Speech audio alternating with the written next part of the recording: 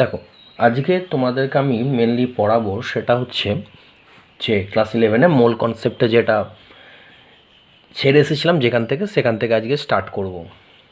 খুব বড় একটা চ্যাপ্টার, কিন্তু খুব কনসেপচুয়াল জিনিস আছে। যেহেতু এটা তোমাদের ফার্স্ট চ্যাপ্টার, সেই জন্য খুব অল্প অল্প একটু একটু করে তোমাদেরকে আমি পড়ানোর চেষ্টা করছি। তো আজকে মোল কনসেপ্টের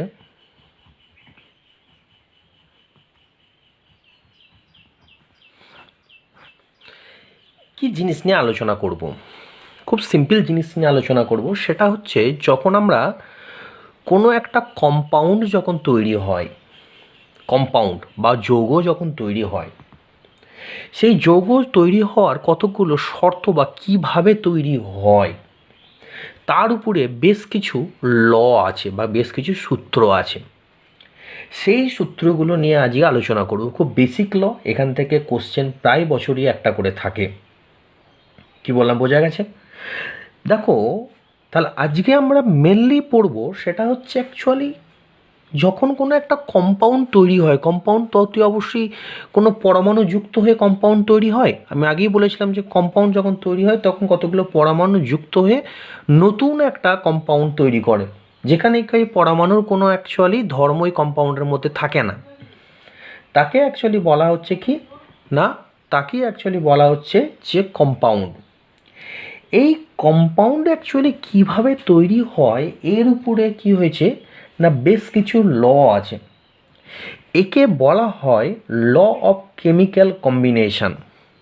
তাহলে আজকের অ্যাকচুয়ালি হচ্ছে law of chemical combination.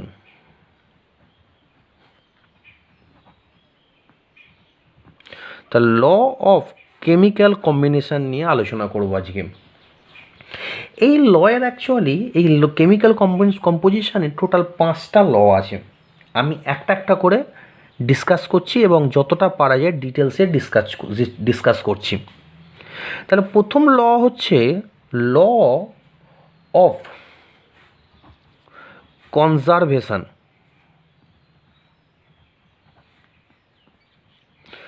Law of conservation of mass. এটা সায়েন্টিস্ট ল্যাভুইজার অ্যাকচুয়ালি ডিসকাস করেছিল। অর্থাৎ কে বলেছিল? সায়েন্টিস্ট ল্যাভুইজার।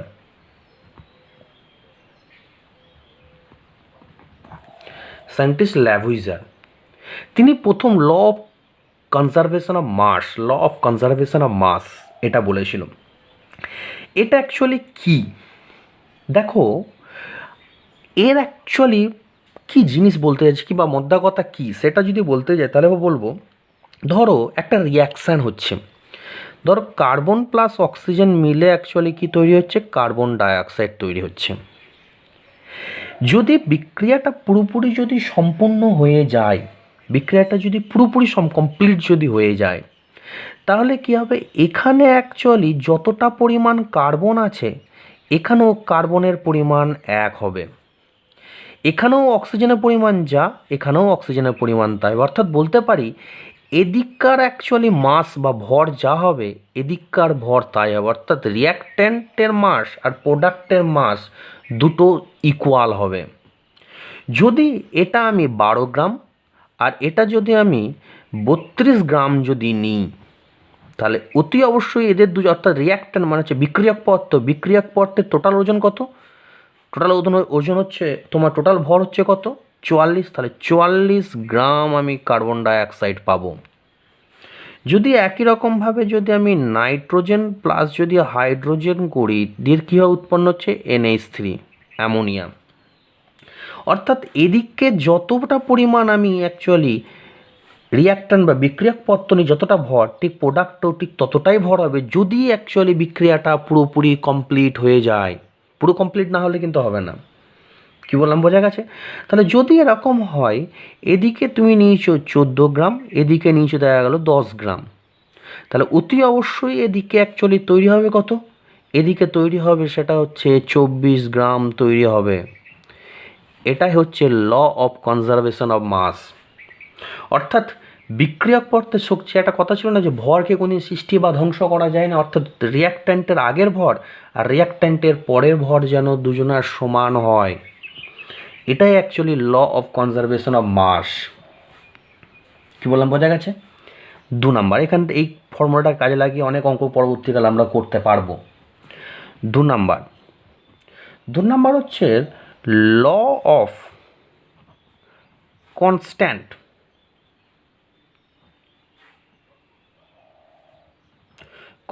কম্পোজিশন।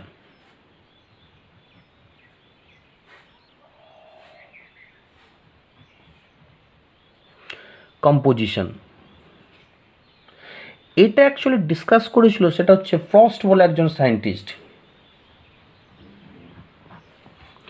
এটা অ্যাকচুয়ালি কী বলছে, ল অফ কনস্ট্যান্ট কম্পোজিশন, মানে কি, ধরো 3টে আলাদা আলাদা বিক্রিয়া হয়েছে, একটা বিক্রিয়া থেকে ধরো জল উৎপন্ন হয়েছে, একটা বিক্রিয়া থেকে অন্য একটা বিক্রিয়া থেকে জল উৎপন্ন হয়েছে, এরকম 3খানা আলাদা আলাদা বিক্রিয়া থেকে জল উৎপন্ন হয়েছে। জল তুমি যেখান থেকেই যে বিক্রিয়া থেকেই উৎপন্ন করো না কেন, এখানে এই হাইড্রোজেন এবং অক্সিজেনের যে অ্যাকচুয়ালি যে ভরের অনুপাত, এই অনুপাতটা সবসময় কনস্ট্যান্ট থাকবে। কী বললাম, বোঝা গেছে? অর্থাৎ তুমি যে কোনো বিক্রিয়া থেকেই তুমি এ বিক্রিয়া, এটা ধরো বি বিক্রিয়া, এটা সি বিক্রিয়া, 3টে বিক্রিয়া থেকে জল উৎপন্ন করো, যে 3টে বিক্রিয়া থেকে যদি জল উৎপন্ন করো, এই জলের অ্যাকচুয়ালি ভরের যে অনুপাত, জলের যে পরমাণু যেগুলো আছে, পরমাণুর ভরের যে অনুপাত, এই অনুপাতটা সবসময় অ্যাকচুয়ালি ফিক্স থাকবে, পার্সেন্টেজ সবসময় ফিক্স থাকবে। কী বললাম, বোঝা গেছে? এখান থেকে একটা ছোট্ট অঙ্ক করাই। কী অঙ্ক করাই, দেখো বলে দিয়েছে দুটো বিক্রিয়া, একটা হচ্ছে কপার থেকে নাইট্রিক অ্যাসিড বিক্রিয়ায় করে যদি হিট করা হয় তাহলে কি হবে না, কপার অক্সাইড উৎপন্ন হয়। কী বললাম, বোঝা গেল? অর্থাৎ কপারের সঙ্গে নাইট্রিক অ্যাসিডের বিক্রিয়ায় কপার অক্সাইড উৎপন্ন হয়। এখানে আমি ধরে নিয়েছি এই কপার যেটা নিয়েছি সেটা হচ্ছে 1.08 গ্রাম, আর এখানে অ্যাকচুয়ালি কপার অক্সাইড উৎপন্ন হয়েছে 1.35 গ্রাম। এই একটা বিক্রিয়া। অন্য একটা বিক্রিয়া দেখা গেছে কপারের সঙ্গে যদি আমি কোনো অক্সিডাইজিং রিয়েজেন্ট, অর্থাৎ কোনো জারক পদার্থ যদি আমি ইউজ করি, তাহলেও কপার অক্সাইড উৎপন্ন হবে। এখানে কপার অক্সাইড উৎপন্ন হয়েছে 2.3 গ্রাম, আর কপার নিয়েছিলাম কত, 1.84। দেখো দুটো আলাদা বিক্রিয়া কপার অক্সাইড নিয়েছি, তাহলে অতি অবশ্যই এখানে কপার অক্সাইডের যে অনুপাত, অর্থাৎ যে এখানে যে অ্যাকচুয়ালি তাদের ভরের যে অনুপাতটা সবসময় ফিক্সড হবে। কীভাবে বার করবো, দেখো প্রথমে law of conservation, law of chemical conservation থেকে দেখো, এখানে যতটা কপার আছে এখানে ঠিক ততটাই কপার আছে। কী বললাম, বোঝা গেছে? তাহলে আমি বলতে পারি কপারের পরিমাণটা হচ্ছে 1.08। আর যদি বলি অক্সিজেনের পরিমাণ কত, অক্সিজেনের পরিমাণটা হচ্ছে 1.35 থেকে যদি 1.08 বাদ দিই, সেটাই হচ্ছে অক্সিজেনের পরিমাণ। তাহলে কপারে যদি বলি পার্সেন্টেজ অফ কপার, তাহলে কত আছে? পার্সেন্টেজ অফ কপার আছে 1.08 বাই 1.35 ইন্টু 100। এটা করলে দেখবে 80% আসবে। আর যদি আমি পার্সেন্টেজ অফ অক্সিজেন করি তাহলে কত আসবে? 1.35 মাইনাস 1.08 বাই 1.35 ইন্টু 100। এটা করলে দেখবে 20% আসবে। তাহলে এখানে কপার আর অক্সিজেনের অ্যাকচুয়ালি অনুপাত কত বললো, মানে অনুপাত যদি বলি তাহলে এটা অনুপাত করতে পারি 80 আর 20 যদি অনুপাত করি তাহলে কত হবে, যে 1:4। ঠিক একই রকমভাবে আমি এখান থেকেও কপার অক্সাইডের আমি বার করতে পারি।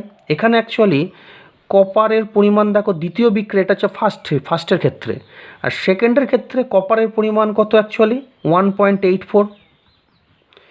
অক্সিজেনের পরিমাণ কত, 2.3 মাইনাস 1.84। 2.3 মাইনাস 1.84 করলে বেরিয়ে যাবে। তো এখানে কপার আর অক্সিজেনের বার করে পার্সেন্টেজ বার করে দেবে, 80 আর 20 আসবে। তাহলে আমি বলতে পারি এটা হচ্ছে actually law of constant composition. অর্থাৎ দেখো কপার অক্সাইড তুমি যে কোনো বিক্রিয়া থেকে উৎপন্ন করো না কেন, আলটিমেটলি কপার অক্সাইডের দেখো, কপার আর অক্সিজেনের দেখো ভরের যে অনুপাত, এই অনুপাতটা দেখো ফিক্সড। এটা দেখো ভরেরই অনুপাত করছে, দেখো সবগুলো ভর, এগুলো গ্রাম, সব ভর এগুলো, ঠিক আছে। এরপরে দেখো 3 নম্বর ল। 3 নম্বর ল হচ্ছে খুব সুন্দর ল, সেটা হচ্ছে of law of multiple proportion.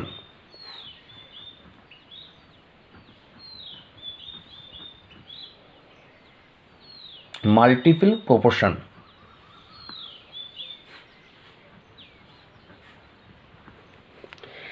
এটার সায়েন্টিস্ট ডাল্টন অ্যাকচুয়ালি আবিষ্কার করেছিল। ডাল্টন,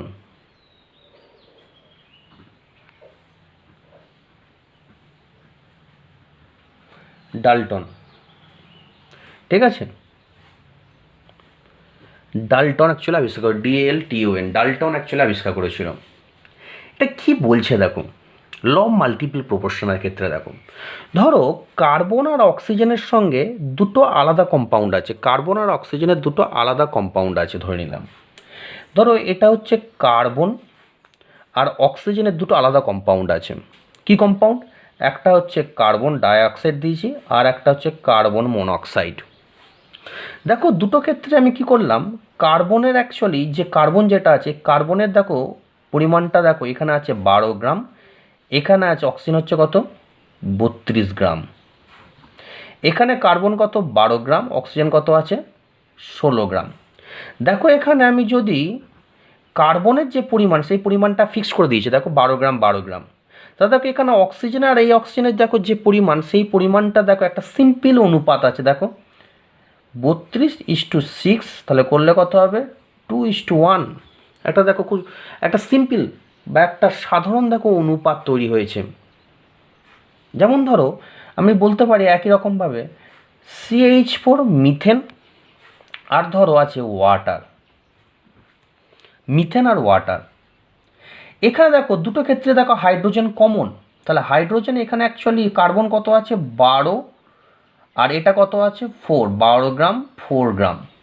এখানে কত আছে এটা 4 গ্রাম, এখানে কত আছে এটা, যে এটা একটু চেঞ্জ করে দিই, এটা না করে আমি এরকম আর একটা এক্সাম্পল দেখাই।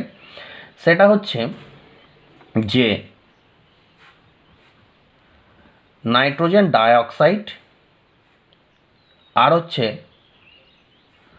Nitrogen monoxide. এক্ষেত্রে দেখো 14 দেখো 32, এক্ষেত্রে দেখো 14 আর হচ্ছে 16। দেখো দুটো ক্ষেত্রে দেখো নাইট্রোজেন হচ্ছে ফিক্স, তাহলে 32:16, তাহলে হচ্ছে এটা কত হবে 2:1। দেখো একটা সিম্পল অনুপাত তৈরি হয়েছে। এটাই হচ্ছে মাল্টিপল প্রপোর্শন। কি বললাম, বোঝা গেছে? এরপরে দেখো 4 নাম্বার ল। এই 4 নম্বর ল হচ্ছে ল অফ রেসিপ্রোকাল।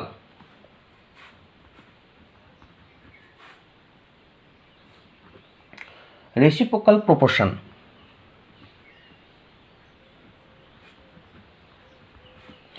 এটা অ্যাকচুয়ালি সায়েন্টিস্ট রিক্টার বলে একজন সায়েন্টিস্ট এটা ডিসকভার করে। কি বললাম, বোঝা গেছে? এতে অ্যাকচুয়ালি কি বলছে, ধরো 3টে কম্পাউন্ড আছে, A, B আর C, 3টে কম্পাউন্ড আছে, সরি 3টে অ্যাকচুয়ালি পরমাণু আছে, A, B, C, 3টে পরমাণু আছে। এই 3টে পরমাণু দ্বারা 3টে আলাদা আলাদা কম্পাউন্ড আছে, একটা হচ্ছে AB, একটা হচ্ছে BC আর একটা হচ্ছে CA। যদি এখানে CA, এই দুটো সির যদি অনুপাত যদি কি হয়, এই দুটো সিয়ের যদি মাস বা ভর যদি সমান হয়, তাহলে এখানে দেখো A আর B, এই ABর অ্যাকচুয়ালি যে ভরের যে অনুপাত, এই অনুপাতটার সঙ্গে এটা সমান হবে, বা এই দুটো অনুপাতের সঙ্গে এই ABর যে অনুপাত, এই অনুপাতটা কী হবে সরল গুণিতক হবে। আরেকবার বলি যে এখানে দেখো ABC 3টে অ্যাকচুয়ালি কম্পাউন্ড আছে, এই 3টে অ্যাকচুয়ালি কম্পাউন্ড বলছে, ABC 3টে অ্যাকচুয়ালি মৌল আছে বা পরমাণু, এই 3টি পরমাণু দিয়ে 3টে আলাদা আলাদা কম্পাউন্ড, একটা AB, একটা BC, একটা CA। যদি সি এর পরিমাণ যদি ভর অনুযায়ী সি এর পরিমাণটা যদি ফিক্স থাকে বা একটা নির্দিষ্ট যদি সি এর পরিমাণটা যদি সমান থাকে দুটো ক্ষেত্রে, তাহলে এখানে A আর B এর যে অ্যাকচুয়ালি ভরের যে অনুপাত, সেই অনুপাতটা কী হবে, এখানে AB যে ভরের অনুপাত তার সঙ্গে কী হবে এই অনুপাতটা সমানও হতে পারে, বা এই অনুপাতের সঙ্গে এটা সরল গুণিতক হতে পারে। যেমন আমি তোমাদেরকে একটা এক্সাম্পল দিয়ে বোঝানোর চেষ্টা করছি। কি বললাম, বোঝা গেছে? যেমন ধরো একটা খুব সুন্দরভাবে তোমাদেরকে একটা এক্সাম্পল দেবো, তাহলে এক্সাম্পল দিলে তোমরা বুঝতে পারবে। যেমন ধরো আমরা লিখছি, তিনটে নিচ্ছি, ধরো একটা কার্বন, একটা হাইড্রোজেন আর একটা অক্সিজেন, তিনটে পদার্থ নিয়েছি, এক কার্বন, হাইড্রোজেন আর অক্সিজেন। তাহলে প্রথমে আসছি যে এটাকে ধরলাম এ, এটা ধরলাম বি, এটা সি। তাহলে একটা হচ্ছে এবি দিয়ে কম্পাউন্ড হচ্ছে CH4, বিসি কম্পাউন্ড হচ্ছে H2O, আর সিএ কম্পাউন্ড হচ্ছে CO2। এটা হচ্ছে তোমার এবি, এটা হচ্ছে বিসি, এটা হচ্ছে তোমার সিএ। ঠিক আছে? দেখো এখানে কার্বনের, দেখো আমি বলতে পারি যেখানে দেখো সি যেটা, সেটা হচ্ছে অক্সিজেনকে আমি সি ধরেছি, অক্সিজেন এখানে সি, তাই তো? তাহলে অক্সিজেন দেখো এখানে হচ্ছে অক্সিজেন কত, 16, এখানে অক্সিজেন কত, এখানে অক্সিজেন হচ্ছে 32। তা দুটোকে আগে সমান করিনি। আর এখানে কার্বন কত, 12, এখানে হাইড্রোজেন কত, এখানে হাইড্রোজেন হচ্ছে 2। তাহলে এখানে করে নিলাম 16 জন্য কত, 6, কারণ দুটোকে সমান করতে হবে, তো এখানে সি এর পরিমাণ সমান করতে হবে। সি এখানে 16 আছে, এখানে সি কত আছে, 32, দুটোকে সমান করে নিলাম। 32-এর জন্য যদি 12 হয় তাহলে 16-র জন্য কত, 6। তাহলে হাইড্রোজেন আর কার্বনের অ্যাকচুয়াল অনুপাত যদি করি, হাইড্রোজেন আর কার্বনের অনুপাত কত, 2:6। তাহলে বলতে পারি এখানে কত, 1:3 হয়েছে। এবার এখানে আসি, এবার এখানে দেখো CH4 এটা হচ্ছে 12:4, 12 আর 4, তাহলে দেখো 3:1, দেখো এর সঙ্গে দেখো সমান হয়ে গেছে। দেখো হাইড্রোজেন দেখো 1, কার্বন দেখো 3, দেখো এখানে সমান, এর সঙ্গে এটা সমান হয়ে গেছে। সমান হতে পারে বা এর সঙ্গে সরল গুণিতক হতে পারে। কী বললাম, বোঝা গেছে? তাহলে এটা দেখো অ্যাকচুয়ালি বলা হচ্ছে ল অফ রেসিপ্রোকাল, অর্থাৎ কিনা এবিসি তিনটে অ্যাকচুয়ালি মৌল দ্বারা যে যৌগ তৈরি হয়, তাহলে যদি সি এর পরিমাণ যদি সমান হয়, তাহলে এখানে এ আর বি যে ভরের যে অ্যাকচুয়ালি যে ভরের যে অনুপাত, সেই অনুপাতটা কী হবে, এই যে এবি কম্পাউন্ড এই ভরের অনুপাতের সঙ্গে সমান হতেও পারে, বা এর সঙ্গে কী হতে পারে, যে সরল গুণিতক হতে পারে। হয়ে গেল। লাস্ট ল সেটা হচ্ছে যে গেলুস্যাক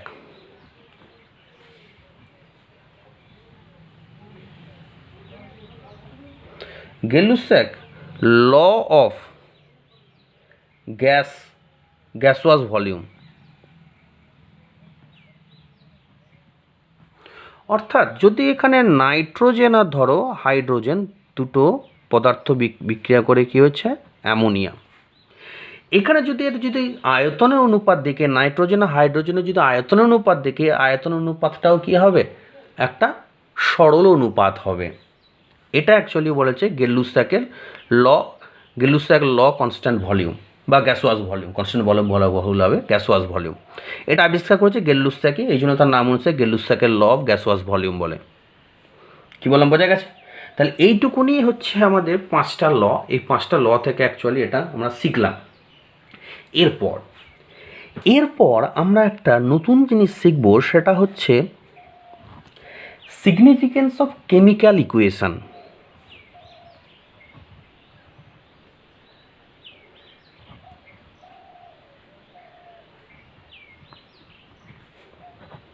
Significance of chemical equation.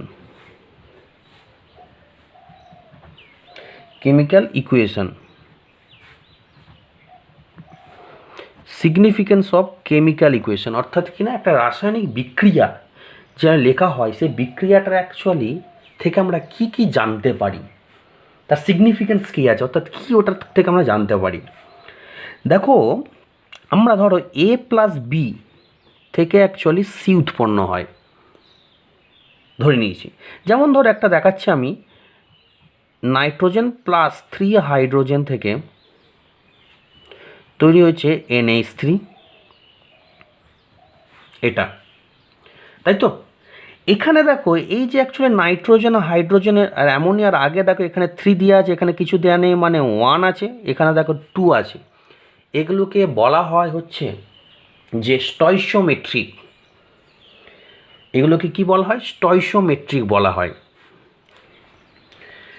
তাহলে দেখো আমরা কি দেখতে পাচ্ছি এখানে, যে স্টয়সিওমেট্রিক কোপিসিয়েন্ট কি এটা আমরা জানতে পারলাম, যে একটা রাসায়নিক বিক্রিয়া দেখো বিক্রিয়ক এবং বিক্রিয়ক পদার্থ ছাড়া যে অ্যাকচুয়ালি পূর্ণ সংখ্যা যেগুলো থাকে সেগুলোকে অ্যাকচুয়ালি তার আগে যে পূর্ণ সংখ্যা থাকে সেগুলোকে অ্যাকচুয়ালি স্টয়সিওমেট্রিক কোপিসিয়েন্ট বলে।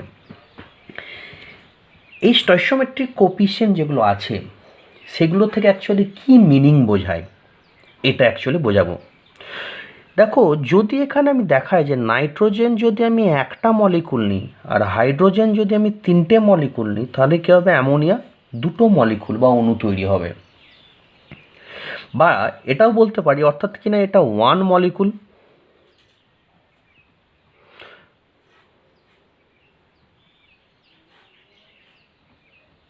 এটা কত? 3টে মলিকুল,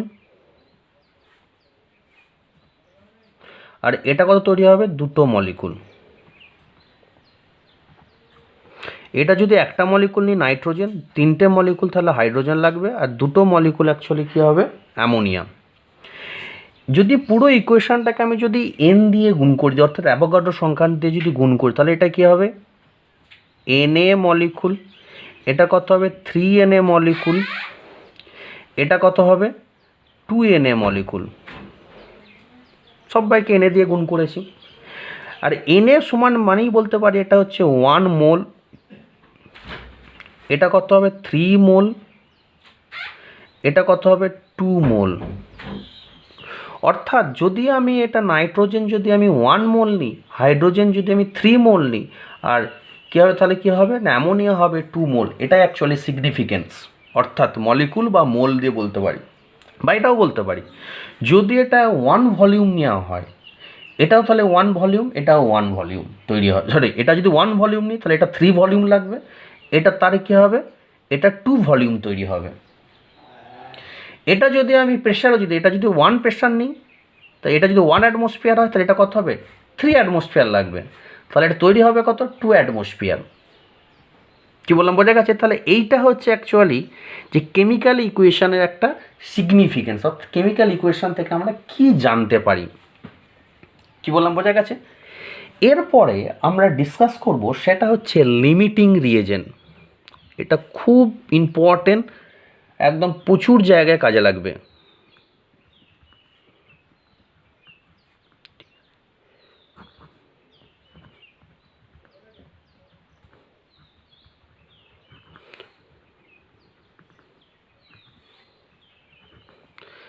লিমিটিং রিয়েজেন্ট খুব ইম্পর্টেন্ট জিনিস, জানতে হবে।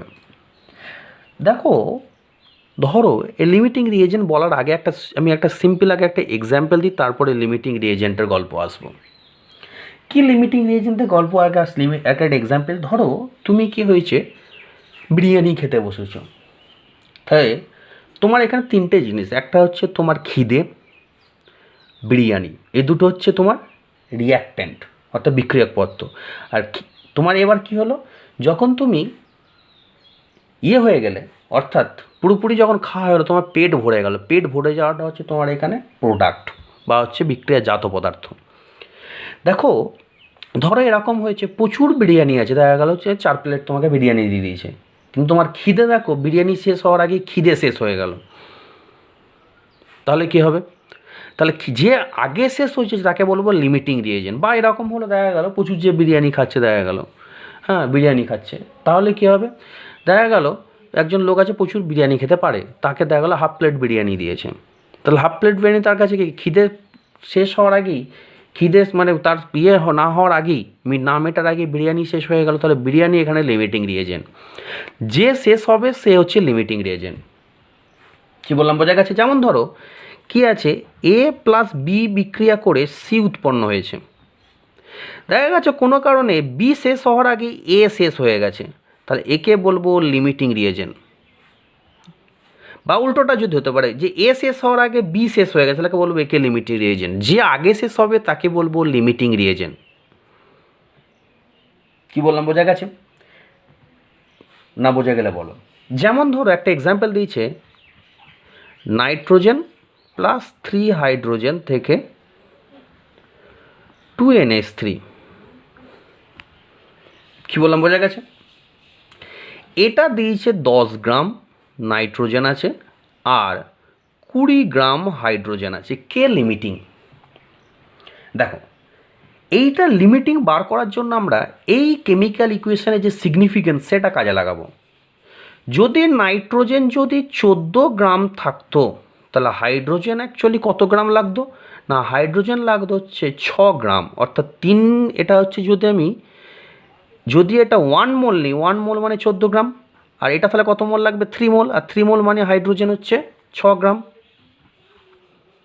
তাই তো? কারণ 1 মোলের সঙ্গে 3 মোল বিক্রিয়া করবে, 1 মোল মানে কত? 14 গ্রাম নাইট্রোজেন, সরি 14 বলছি, এটা সরি, এটা 28 গ্রাম।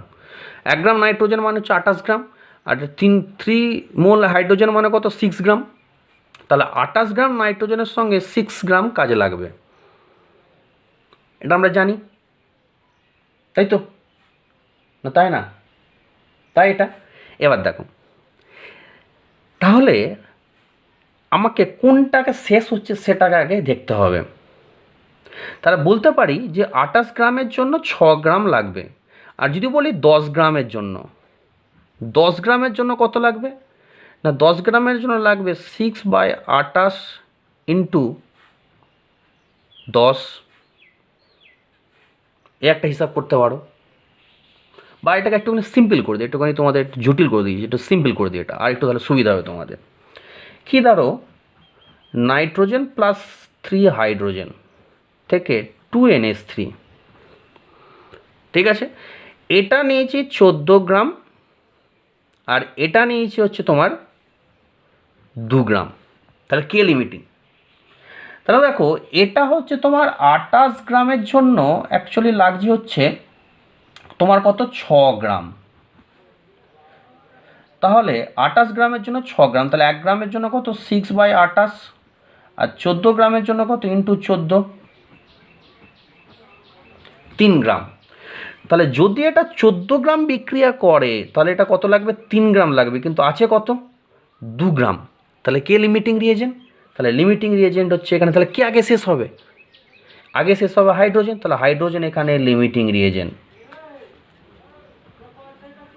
এ একটা ভাবে বার করতে পারো, আর একটা ভাবে বার করতে পারো। কী হবে? এ একটা ভাবে বার করলাম যে এখানে হাইড্রোজেন লিমিটিং রিয়েজেন্ট। আর একটা ভাগে বার করতে পারো, এটা দিয়ে দিয়েছে, দেখা গেল নাইট্রোজেন প্লাস 3 হাইড্রোজেন থেকে 2NH3, এটা দিয়ে দিয়েছে, এটা 14, এটা 2 গ্রাম দিয়ে দিয়েছে। তা দুজনেরই আগে মোল বার করো। তাহলে 14 থেকে এখানে 28 বাদ দেবো, ভাগ করব। এখানে কি করব? এটা অ্যাকচুয়ালি 2 দিয়ে ভাগ করব, তাহলে এটা কত হলো? হাফ, 0.5, এটা কত? 1 মোল, এটা কত? এটা। এবার কি করবে? স্টয়সিওমেট্রিক দিয়ে ভাগ করবো। স্টয়সিওমেট্রিক কত? স্টয়সিওমেট্রিক হচ্ছে 1, স্টয়সিওমেট্রিক কত? 3। তাহলে এটা কত হলো? 0.33, আর এটা কত হলো? 0.5। তাহলে দেখো কোন মানটা কম? মানটা কম কোনটা? 0.33। তাহলে এটা হচ্ছে লিমিটিং রিয়েজেন্ট। আর একটা করে দেখাই। ধরো কি আছে, কার্বন প্লাস অক্সিজেন মিলে তৈরি হয়েছে কার্বন ডাইঅক্সাইড। এখানে কার্বন নিয়েছে দেখা গেল হয়তো 6 গ্রাম নিয়েছো, আর এটা অক্সিজেন নিয়েছে দেখা গেল হয়তো 32 গ্রাম। এটা নিয়েছি, কী বললাম, বোঝা গেছে? এটা নিয়েছি 6 গ্রাম, এটা নিয়েছি 32 গ্রাম, দিয়ে তৈরি হয়েছে কার্বন ডাইঅক্সাইড। দেখো প্রথমে কি করলাম? মোল বার করলাম, একে 12 দিয়ে, একে 32 দিয়ে হয়েছে। তাহলে এর মোল কত বেরোলো? এর মোল হচ্ছে তোমার হাফ, এর কত? 1। এর স্টয়সিওমেট্রিক কত? কার্বনের স্টয়সিওমেট্রিক হচ্ছে 1, এর স্টয়সিওমেট্রিক কত? 1। তাহলে এটা বেরোলো আলটিমেটলি কত? 0.5, এটা বেরোলো কত? 1। তাহলে কে কম? 0.5 কম, তাহলে কার্বন এখানে লিমিটিং রিয়েজেন্ট। কী বললাম, বোঝা গেছে?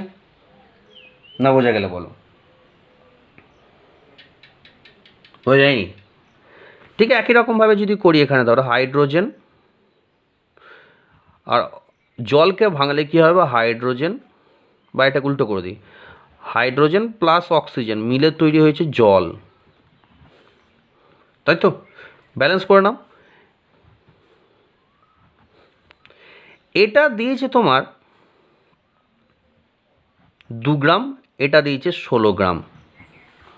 তাহলে ফার্স্ট কাজ কি করলাম, একে আমি তার আণবিক ওজন দিয়ে ভাগ করলাম 2, এটা হচ্ছে 32, তাহলে এটা হচ্ছে 1 বেরোলো, এটা কত বেরোলো, হাফ, 0.5। ঠিক আছে, এবার দেখো এখানে অ্যাকচুয়ালি এবার কী করে কোএফিসিয়েন্ট দিয়ে ভাগ করলাম, 2 দিয়ে কোএফিসিয়েন্ট হচ্ছে 1, তাহলে এটা কত 0.5, এটাও 0.5। তাহলে এখানে দেখো দুজনের দেখো সেম আসছে, তাহলে দুটো জনের সেম আসছে, মানে দুজনের এখানে লিমিটিং, কেউ আগে শেষ হচ্ছে না, দুজনে একের সাথে শেষ হচ্ছে, মানে দুজনের লিমিটিং হয়েছে। তাহলে লিমিটিং রিজিয়ন নিয়ে কারোর কোনো প্রবলেম নেই। ঠিক আছে, এরপর আসছি percentage of yield. Percentage of yield, এটার মানে কি বোঝায়, যে কোনো একটা রিয়াকশানে তোমার ধরো কোনো একটা রিয়াকশান হচ্ছে, এই রিয়াকশানে যতটা অ্যাকচুয়ালি পাওয়া উচিত ততটা আমরা পাই না, তাকে বলা হয় পার্সেন্টেজ অফ ইল্ড। ধরো তোমাদের একটা সিম্পল যদি এক্সাম্পল দিই, যে আমি যতটা আমি পড়াচ্ছি, সবাই 100% বুঝতে পারছে না, কিছু না কিছু বাকি থেকে যাচ্ছে, তাহলে যতটা বোঝা উচিত বা আমি যতটা চেষ্টা করছি বোঝানো, তার থেকে কিছুটা তোমরা কম বুঝছো, হয়তো সবাই নয়, কিছু জন হয়তো কিছুটা হলেও কম বুঝছো। তাহলে এই যে কম বোঝাটা, এটাকেই বলা হয় পার্সেন্টেজ অফ ইল্ড, তুমি কতটা কম বুঝছো। যদি পুরোপুরি বুঝে যাও তাহলে পার্সেন্টেজ অফ ইল্ড কত, 100%। আমি যতটা বোঝানোর চেষ্টা করছি তোমরা ততটাই বুঝে গেছো। বা আরেকটা এক্সাম্পল দিয়ে বলি, যেমন ধরো যখন আমরা বাইক যখন কিনি তখন বাইকে দেখবে তেল সার্ভিস বলে দেওয়া হয় যে পার লিটারে দেখা গেলো 70 কিলোমিটার যাবে, কিন্তু আলটিমেটলি 70 দেয় না। তার মানে যতটা অ্যাকচুয়ালি কম দিচ্ছে বা যতটা অ্যাকচুয়াল যেটা দিচ্ছে, বাই যদি অ্যাকচুয়ালি যতটা দেওয়া উচিত সেটা করি, তাহলে কী হবে, ইল্ড বেরোবে। তাকে যদি 100 দিয়ে গুণ করি তাহলে কী হয়, পার্সেন্টেজ অফ ইল্ড বেরোবে। তাহলে পার্সেন্টেজ অফ ইল্ড যদি বার করি তাহলে অ্যাকচুয়াল যেটা হচ্ছে তৈরি হচ্ছে,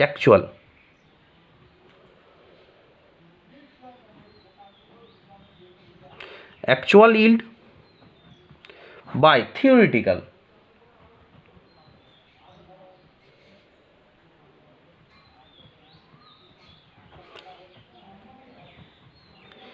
ইন্টু 100 করলে যেহেতু পার্সেন্টেজ ইন্টু 100 করলাম, মানে তো অ্যাকচুয়ালি দেখা গেল একটা বাইক দেওয়া উচিত 70 কিলোমিটার, মানে থিওরিটিক্যাল 70, এটা দিচ্ছে কত 50 ইন্টু 100, তাহলে 50/70 ইন্টু 100, এটা হচ্ছে percentage of yield.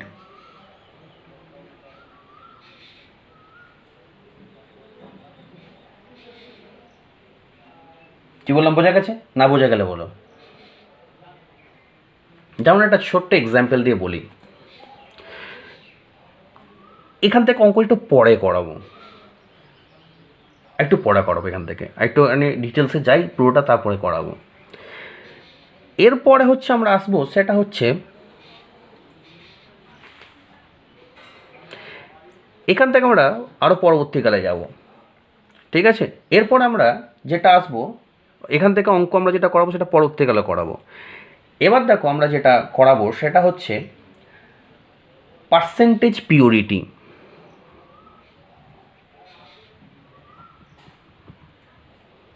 Percentage purity,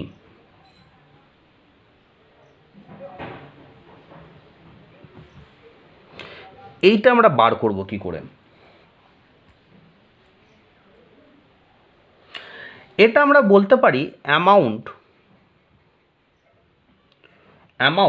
of reactant,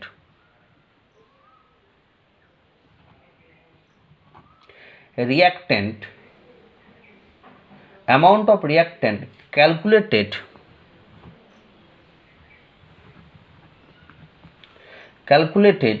of chemical রিয়াকশানকে আমি সিআর দিলাম by actual amount of reactant taken, actual amount of reactant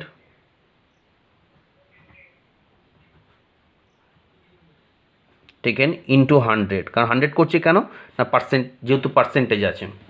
তাহলে অ্যামাউন্ট অফ রিয়াক্ট্যান্ট ক্যালকুলেটেড, যেটা অ্যাকচুয়ালি কেমিক্যাল রিয়াকশান থেকে যেটা অ্যাকচুয়ালি ক্যালকুলেটেড করছো সেইটা।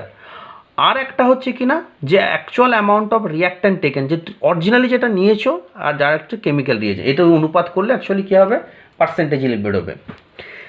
এই দুটো থেকে অঙ্ক করাবো, তার আগে একটুখানি আমি এটা দেখিয়ে দিই আর একটা ল, সেটা হচ্ছে principal of atom conversion.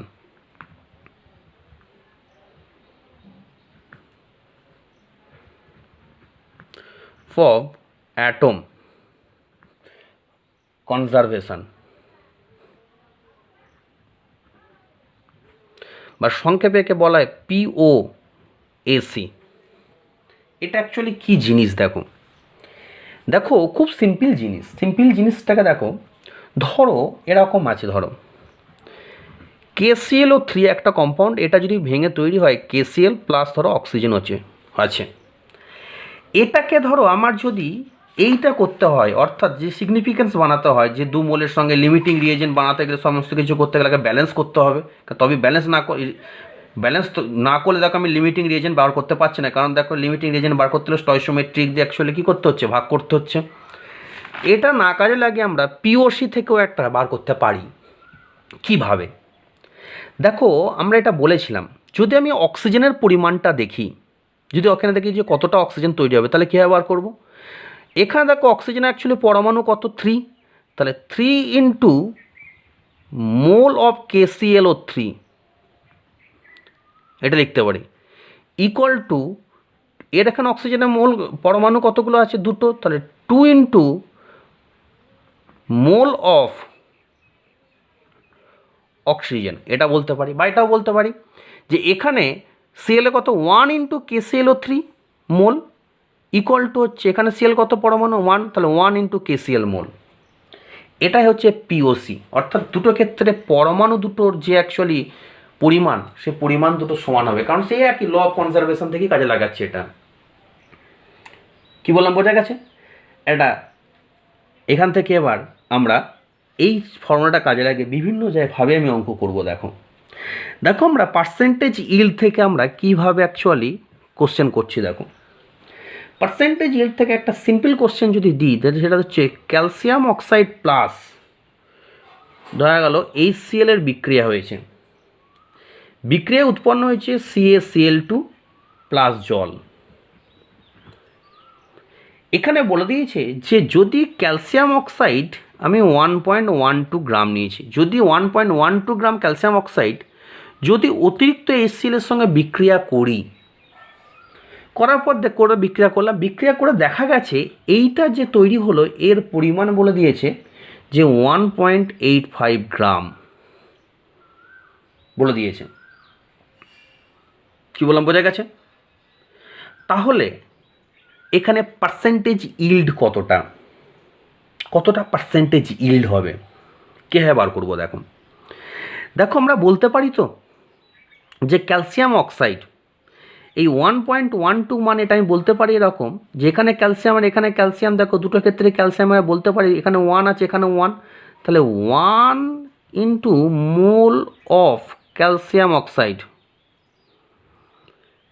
Equal to 1 into mole of CaCl2। করতে পারি না, পারি না? এখানে দেখো এই মোল অফ ক্যালসিয়াম কার্বনেট এটা কি করলাম 1.12 বাই ক্যালসিয়াম অক্সাইডের কত 40 প্লাস 16, এটা মোল বেরোলো ইন্টু 1, এটার সমানই 1 into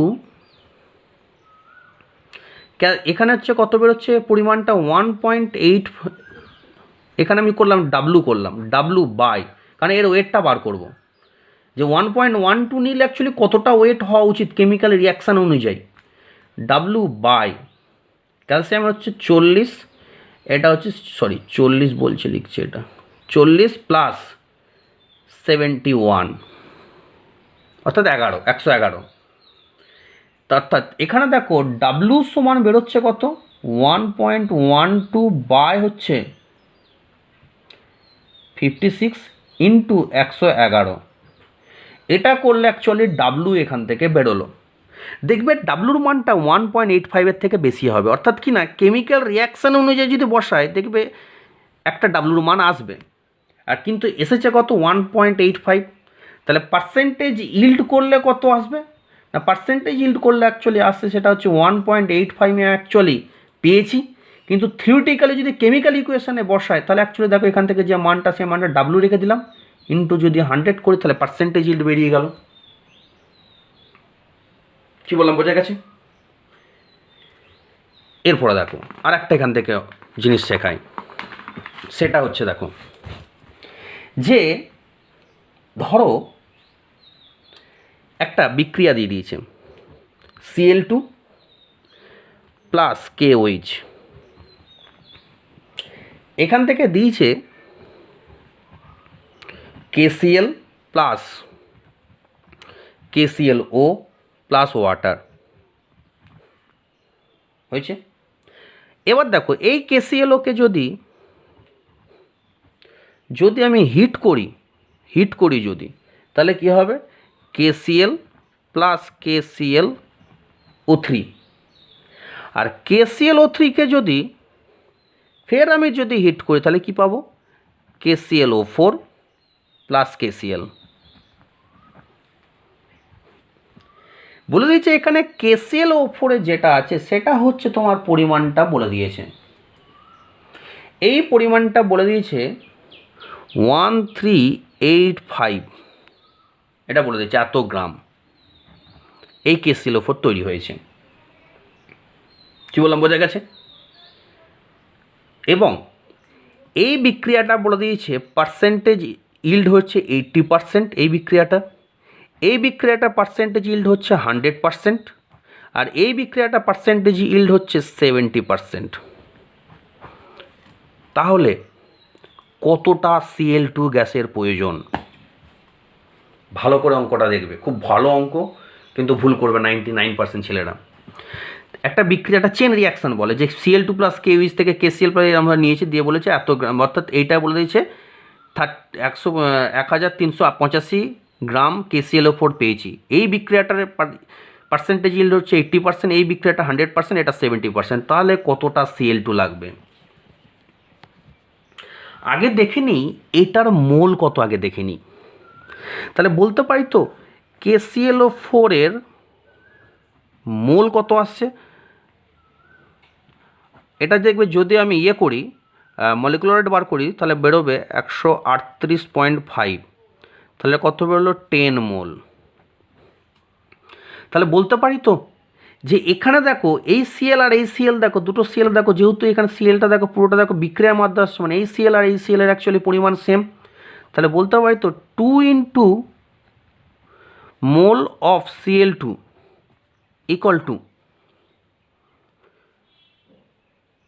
4 into mole of KClO4। বলতে পারি না, পারি না? বলতে পারি। তাহলে এবার দেখো আমরা বার করে নিচ্ছি এর মোল কত হবে। তাহলে এর মোল আমি বার করছি 2 into mole of Cl2 equal to হচ্ছে 4 ইন্টু 10, তাহলে মোল অফ Cl2 সমান কত আসছে 4 ইন্টু 10/2, তাহলে কত আসছে? তাহলে অ্যাকচুয়ালি এটা 20 মোল নিলে তবে এটা এতটা তৈরি হবে। কিন্তু এখানে দেখো প্রত্যেকটা যদি প্রত্যেকটা রিয়াকশানের যদি পার্সেন্টেজ যদি 100% হতো তবেই অ্যাকচুয়ালি 20 মোল নিলে এটা তৈরি হতো, কিন্তু প্রত্যেকটা রিয়াকশান 100% নেই। তাহলে অ্যাকচুয়াল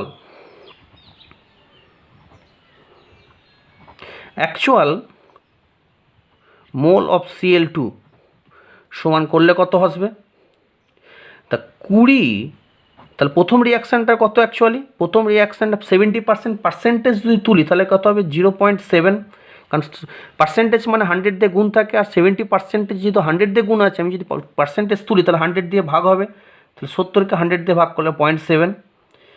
দ্বিতীয়টা কত? দ্বিতীয়টা হচ্ছে 1, কারণ 100% আছে।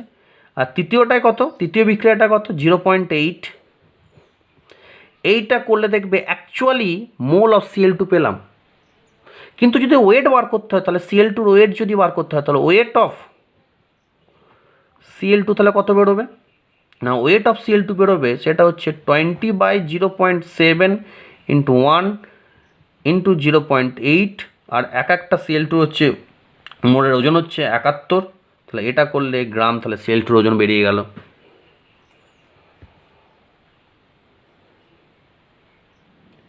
হয়েছে?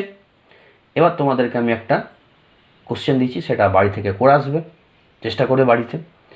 সেটা হচ্ছে, ধরো দিয়েছি আমি জিঙ্ক সালফাইড প্লাস অক্সিজেন থেকে zinc oxide plus sulphur dioxide, একটা বিক্রিয়া। আর একটা বিক্রিয়া দিয়েছে কিনা, এই যে জিঙ্ক অক্সাইড, সেই জিঙ্ক অক্সাইডটা যদি H2SO4-এর সঙ্গে বিক্রিয়া করানো হয় তাহলে কি উৎপন্ন হবে? ZnSO4 plus water.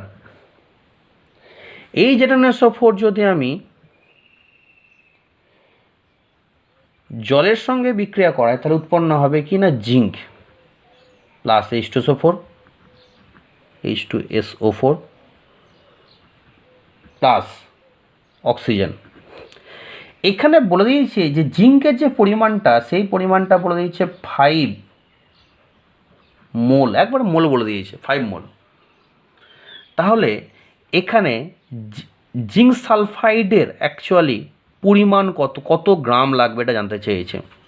আর বলে দিয়েছে এটা হচ্ছে পার্সেন্টেজ অফ ইল্ড হচ্ছে 70%, এটা হচ্ছে 60% দ্বিতীয় বিক্রিয়াটা, আর এই বিক্রিয়াটা হচ্ছে 80% ইল্ড। তাহলে এটা যদি 5 মোল হয় তাহলে জিঙ্ক সালফাইড কত গ্রাম লাগবে? চেষ্টা করবো অঙ্ক। কী বললাম, বোঝা গেছে? আর একটু বলে দিই তোমাদের, অঙ্ক যখন করাচ্ছে তখন একটু বলেই দিই।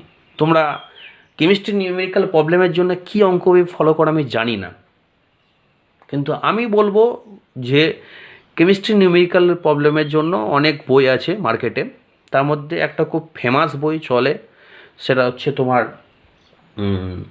আছে R.C. মুখার্জি আছে, কিনতে পারো, বাঙালি রাইটার R.C. মুখার্জি কিনতে পারো, বা কিনতে পারো নরেন্দ্র আবাস্তি কিনতে পারো, খুব ভালো বই ইয়ের জন্য, শুধু প্রবলেমের উপর দাঁড়িয়ে আছে, মানে শুধু যত রকমের নিউমেরিক্যাল প্রবলেম থাকে বা অঙ্ক থাকে অঙ্কের উপরে বই আছে। হ্যাঁ, আর একটা কিনতে পারো পি বাহাদুর বলে একটা বই আছে। এগুলো নিউমেরিক্যাল প্রবলেমের জন্য এই বইগুলো খুব ফেমাস। আর একটা আরও আছে, নীরজ কুমার আছে, প্রচুর নিউমেরিক্যাল প্রবলেমের উপরে বই আছে। তো নিউমেরিক্যাল প্রবলেম যদি কেমিস্ট্রিতে তুমি যদি স্ট্রং হতে যাও তাহলে অতি অবশ্যই নিউমেরিক্যাল প্রবলেমের বই কিন্তু কিনে প্র্যাকটিস করতে হবে। কারণ কেমিস্ট্রিতে তখনই তুমি স্ট্রং হবে যতক্ষণ না তুমি নিউমেরিক্যাল প্রবলেম যদি নিজে থেকে সলভ করতে না পারো। সমস্ত কিছু তো এখানে করিয়ে দেওয়া সম্ভব না ভিডিওতে, সেই হিসাবে আমি বলবো নিউমেরিক্যাল প্রবলেমের বইগুলো কিনতে। নরেন্দ্র আবস্তি কিনতে পারো, খুব ফেমাস বই। পি বাহাদুর কিনতে পারো, R.C. মুখার্জি কিনতে পারো, নীরজ কুমার কিনতে পারো, এগুলো মোটামুটি মার্কেটে এগুলোই চলে, এগুলো কিনতে পারো। এগুলো কিনে যেটা পারছো সেটা করবে, যেটা পারছো না সেটা দেখাবে যে স্যার এটা পারছি না, মিটে গেল। তো এইভাবে করলে তবেই অ্যাকচুয়ালি কী হবে যে কেমিস্ট্রিতে কিন্তু ভালো রেজাল্ট হবে। কারণ সব কিছু কিন্তু ভিডিওতে সমস্ত ধরনের অঙ্ক করানো সম্ভব নয়, প্রচুর টাইপের অঙ্ক আছে মূল কনসেপ্টে। আমি খুব ক্ষুদ্র কয়েকটা টাইপের অঙ্ক করানোর চেষ্টা করছি, ঠিক আছে? তো কারোর যদি কোনো প্রবলেম থাকে তাহলে জানিও, নাম্বারে জানিও বা কমেন্ট করতে পারো, ঠিক আছে? ইউটিউবের নিচে যে কমেন্ট বক্সে কমেন্ট করতে জানাতে পারো যে স্যার এই জায়গাটা আরেকবার বলুন, ঠিক আছে? যেন প্রচুর বই আছে, বইগুলো তোমরা করতে পারো, দেখতে পারো, দেখলে তবে হয়তো হবে, তো সেই হিসাবে বলবো নিউমেরিক্যাল প্রবলেমের যে বই, ওই বইগুলো দেখো, না দেখলে কিন্তু কেমিস্ট্রিতে ভালো জায়গায় যেতে পারবে না। প্রচুর নিউমেরিক্যালের প্রবলেমের বই আছে। ওই বইগুলো কেনো, কিনে মানে হয়তো লোকালে পাবে না, কারণ লোকালে এই সমস্ত বই কেউ নাম বলবেও না। হ্যাঁ, কারণ লোকালে বই কি গেলে হয়তো দোকানদার, বইয়ের যে দোকানদার, সেই দোকানদার ফার্স্ট টাইম নাম শুনবে যে পি বাহাদুর বলে কোনো বই আছে, বা নরেন্দ্র আবস্থি বলে যে কোনো বই আছে, কেউ চিনবে না। বলা মানে বেকার। ঠিক আছে, তুমি যে চত্বরে আছো সেই চত্বরে এই বই চলেও না, এই বই কেউ করায়ও না, সেই হিসাবে কেউ চলে না। হ্যাঁ, তুলনামূলক কম্পারেটিভ পরীক্ষার বই। তাই আমি বলবো যে যদি মোটামুটি মোবাইল চালাতে জানো, তাহলে অনলাইনে ফ্লিপকার্ট বা আমাজন থেকে এগুলো দিতে পারো, কারণ ঘরের কাছে বইয়ের দোকানে পাবে না। তুমি একবার চেক করে দেখতে পারো যে দোকানদার যদি নাম শুনে থাকে যে স্যার পি বাহাদুর বলে কোনো বই আছে নিউমেরিক্যাল প্রবলেমের উপরে, বা এর উপরে কোনো বই আছে। আমার কাছে বই, প্রত্যেকটা বই আছে। হয়তো আমি পি বাহাদুরের বই বা এই বইগুলো আমার কাছে আছে, তোমাদেরকে কোনো এক সময় আমি পিক তুলে যদি জানাও, তাহলে আমি ফ্রন্ট পেজের পিক তুলে, আমার কাছে যতটুকুনে আছে ফ্রন্ট পেজের পিক তুলে আমি পাঠিয়ে দেবো। হ্যাঁ, এখানে সব বই নেই, আমার কিছু বই তো ওখানে যে আমার ঘরে পড়ে, যেখানে আমি থাকি সেখানে পড়ে আছে। তো এরকমভাবে অ্যাকচুয়ালি তোমাদেরকে এগোতে হবে। অর্থাৎ নিউমেরিক্যালের প্রবলেমের জন্য বই কিনতে হবে, বই কিনে পড়তে হবে, বিভিন্ন ধরনের বই কিনতে হবে। আরেকটা কথা বলে রাখি, কোনো বাংলায় কিন্তু নিউমেরিক্যালের বই হয় না, সব ইংলিশে।